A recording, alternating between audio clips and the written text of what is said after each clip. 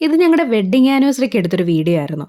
ഞങ്ങൾ അന്നേക്കൊരു house boat trip പോകാൻ plan ആക്കിയിരുന്നു. രാവിലെ 10 മണിക്ക് കൊല്ലം KSRTC സ്റ്റാൻഡിൽ തുടങ്ങി മൺട്രോത്തുരുത്ത്, സാമ്പ്രാണിക്കൊടി അവിടെ ഇവിടെയൊക്കെ കറങ്ങി തിരികെ 5 മണിക്ക് കയറി എടുത്ത് കൊണ്ടിടുന്നൊരു ട്രിപ്പ്. നല്ല കിടുക്കാച്ചി ഹൗസ് ബോട്ട്. ഞങ്ങൾ 3 പേരും ബോട്ടിനുള്ളിൽ കയറി. ടിക്കറ്റ് കൺഫേം ആക്കി താഴെ ഇരുന്നു. എന്നാൽ പിന്നീടാണ് അറിഞ്ഞത് മുകളിലാണ് എല്ലാവരും ഇരിക്കുന്നതെന്ന്. പല സ്ഥലങ്ങളിൽ വന്ന പരിചയമില്ലാത്ത ഒരുപാട് കുടുംബങ്ങൾ ഒന്നിച്ചായിരുന്നു സംഗമം. 10 മണിയോടെ ഒരു വെൽക്കം ഡ്രിങ്കിൽ നിന്ന് ആരംഭിച്ച് ഡാൻസും പാട്ടും ആക്ടിവിറ്റിയും ഒക്കെയായിട്ട് 1 മണിക്കൂർ കഴിഞ്ഞു.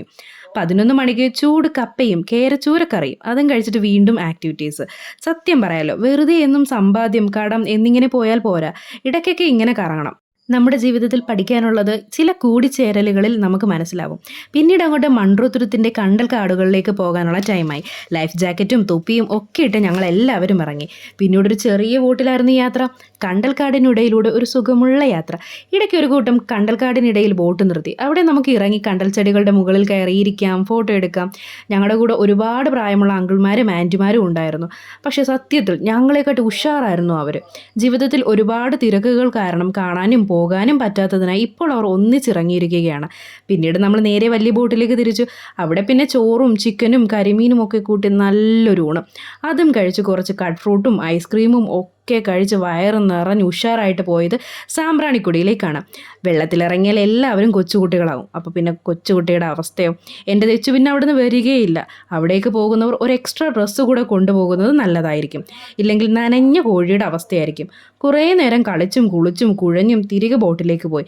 അവിടെ നനഞ്ഞതൊക്കെ ഉണങ്ങാൻ വേണ്ടി ബോട്ടിൽ കാല് നീട്ടിയിരിപ്പായി. പിന്നെ ഒരു ചായ വന്നു, കൂടെ കൂട്ടിനായിട്ട് പഴംപൊരിയും. അതൊക്കെ കഴിച്ചൊന്ന് ഉഷാറായിട്ട് വീണ്ടും നൃത്ത ചുവടുകളിലേക്ക്. പിന്നീട് ഫുഡ് അതുണ്ട് ഇതുണ്ട് എന്നൊക്കെ ബെഡായി അടിക്കുന്നു. വീഡിയോയിലൊന്നും കാണിക്കാത്ത എന്താ എന്ന് ആലോചിക്കുന്നവരോട്, ഫുഡ് വരുമ്പോൾ ഞാൻ വീഡിയോ എടുക്കാനുള്ളത് മറക്കും. ഫുഡ് മുഖ്യം വെക്കില്ലേ. അവസാനം ഒരു കേക്ക് കട്ടിങ്. അതവർ യാത്ര അവസാനിപ്പിക്കാനായി ഒരു മധുരം തരുന്നതാ.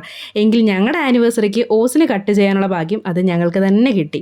അങ്ങനെ എല്ലാ പരിപാടികളും കഴിഞ്ഞ് അതൊക്കെ അവസാനിച്ച് ഓർമ്മയുടെ ഒരു കുഞ്ഞു പുസ്തകവുമായി ഞങ്ങൾ അവിടെ നിന്ന് ഇറങ്ങി. വലിയ എക്സ്പെൻസീവായിട്ടുള്ള യാത്ര ഒന്നുമല്ല കേട്ടോ. എന്നെപ്പോലെ നിങ്ങൾക്കും പറ്റും. സത്യം, ഉണ്മൈ, ട്രൂത്ത്.